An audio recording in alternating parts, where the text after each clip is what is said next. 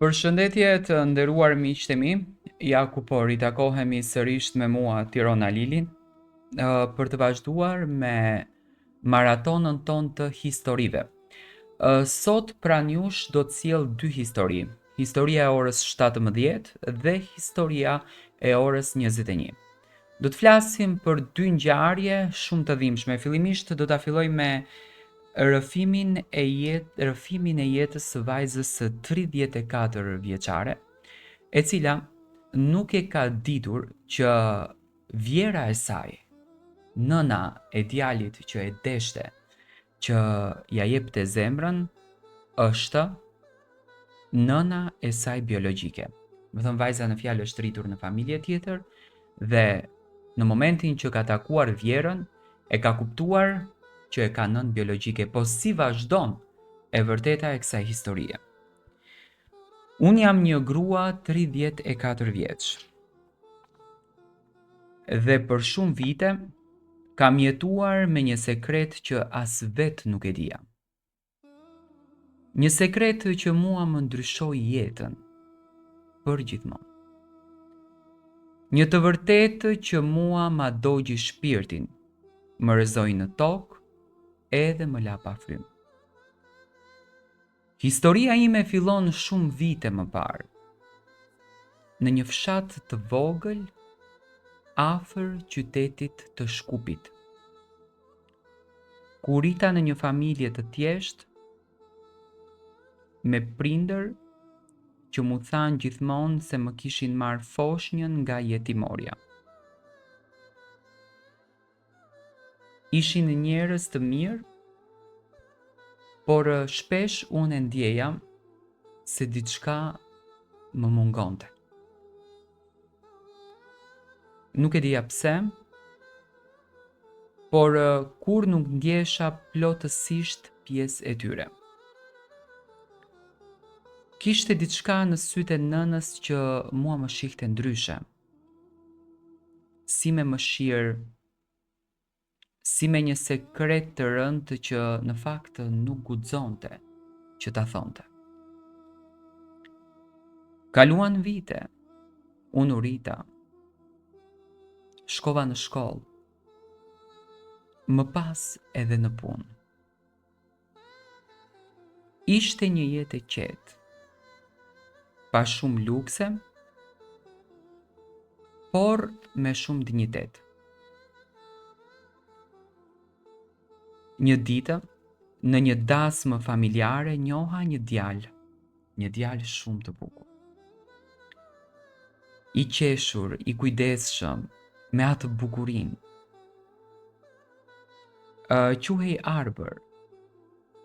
U dashuruam, u lidhëm edhe më pas 2 vite shufejuam. Ishte dita më e bukur e jetës time, ose të paktën kështu unë e besoja ditën më të bukur të jetës. Në ditën e fejesës gjithçka ishte gati. Muzikë, të ftuar, urime e lule. Por në momentin që erdhi nëna e Arbrit, vjera e ime e ardhshme, ndodhi diçka që në fakt unë se kuptova dot menjëherë. Kur ajo më pa për herë të parë, unë dal si e ngrirë. Sytë e saj u mbushën me lotë, fytyra i zbe, dhe më përqafoi pa thënë asnjë fjalë. Ndërsa unë u habita, por mendova se ishte emocion i zakonshëm. Por ai përqafim kishte diçka të çuditshme, ishte si një nënë që e gjeti fëmijën e saj të humbur. Ditët kalonin, por sjellja e saj vazhdonte të ishte e pazakontë. Më shihte gjithmonë me mall, më përkëdhelte flokët, më sillte dhurata dhe shpesh më pyeste për jetën time të mëpërparshme. Për prindërit e mi, për vitet e fëmijërisë, Teksa një ditë ne të dyja teksa po pinim kafe, ajo më pyeti: "A e din nga vjen vërtet bia ime?" U hutova.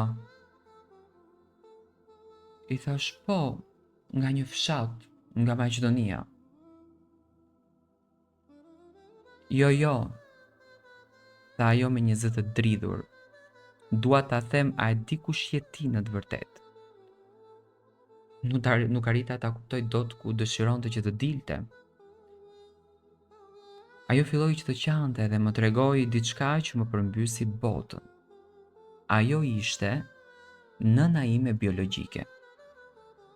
Po, gruaja që do të bëhej vjera ime. Ishte nëna që mua më kishte lindur dhe unë nuk e kisha ditur për 34 vite. Më tregoi se kur ishte shumë e re, kishte mbetur shtatzën jashtë martese. Prindërit e saj e detyruan ta braktiste foshnjën për të ruajtur nderin e familjes. Dhe në këtë rast, foshnja isha unë. Më dërguan në një jetimore ku më adoptuan prindërit që më ritën. Ajo më kërkoi gjithë jetën, por nuk më gjeti kurrë.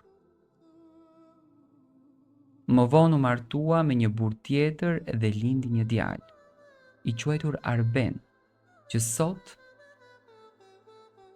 do t'ishte burri im. Në moment më iku toka nga këmbët, nuk dija çfarë të bëja.